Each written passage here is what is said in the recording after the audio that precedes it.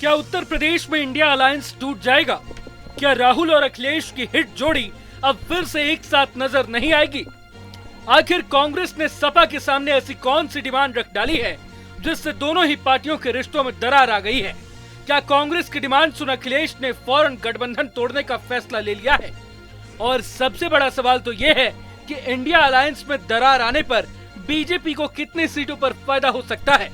लोकसभा चुनाव में सपा और कांग्रेस एक साथ मिलकर यूपी में बीजेपी को सियासी मात देने में सफल रही, लेकिन अब बारी यूपी में होने वाले 10 विधानसभा सीटों के उपचुनाव की है, जिसमें 9 सीटें विधायकों के लोकसभा सांसद चुने जाने के चलते खाली हुई हैं, तो वहीं कानपुर की सीसामऊ सीट विधायक इरफान सोलंकी की सदस्यता जाने से खाली हुई है। वैसे तो अब तक दो लड़कों की जोड़ी और राहुल अखिलेश के बीच की केमिस्ट्री बहुत अच्छी दिख रही थी, लेकिन अब कांग्रेस का पूर्वांचल में चुनाव लड़ने का प्लान इस केमिस्ट्री पर ब्रेक लगा सकता है।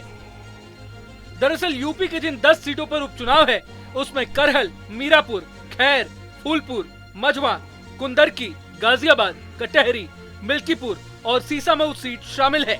इनमें से 5 विधानसभा सीटें सपा कोटे की खाली हुई हैं, तो 3 सीटें बीजेपी की रिक्त हुई हैं। इसके अलावा 1 सीट आरएलडी और 1 सीट निषाद पार्टी की है। आगामी उपचुनाव एनडीए और इंडिया गठबंधन दोनों के लिए काफी अहमियत रखता है। ऐसे में दोनों ही गठबंधन एक दूसरे की सीटों पर कब्जा करने की कोशिश में है, लेकिन उपचुनाव में कांग्रेस की नजरें सपा कोटे की सीटों पर जाकर अटक गई हैं। कांग्रेस की ओर से यूपी की 10 सीटों पर होने वाले विधानसभा उपचुनाव में लगातार दावेदारी की जा रही है। माना तो ये जा रहा है कि सपा की तरफ से उपचुनाव में कांग्रेस को गाजियाबाद और अलीगढ़ की खैर सीट दी जा सकती है, लेकिन यूपी कांग्रेस ने उपचुनाव के लिए 5 सीटों की डिमांड रख डाली है, जिसमें फूलपुर, मुजफ्फरनगर की मीरापुर, अलीगढ़ की खैर, मिर्जापुर की मझवा और गाजियाबाद सीट शामिल है। हालांकि इनमें से कौन सी सीट कांग्रेस की झोली में गिरती है, ये तो वक्त ही बताएगा, लेकिन जाहिर है कि सपा अपने कोटे की इन अहम सीटों को कांग्रेस को देने में जरूर असहज महसूस कर रही होगी।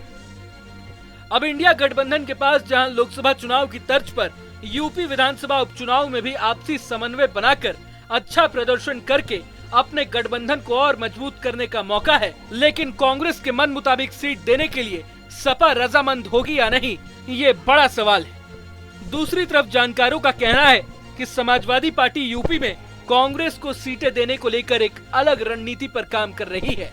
मीडिया रिपोर्ट्स के मुताबिक समाजवादी पार्टी हरियाणा और महाराष्ट्र विधानसभा चुनाव पर भी नजर टिकाए बैठी है और इसके लिए उसे कांग्रेस की सख्त जरूरत पड़ेगी। अखिलेश यादव पहले ही पार्टी को राष्ट्रीय स्तर पर ले जाने का दम भर चुके हैं।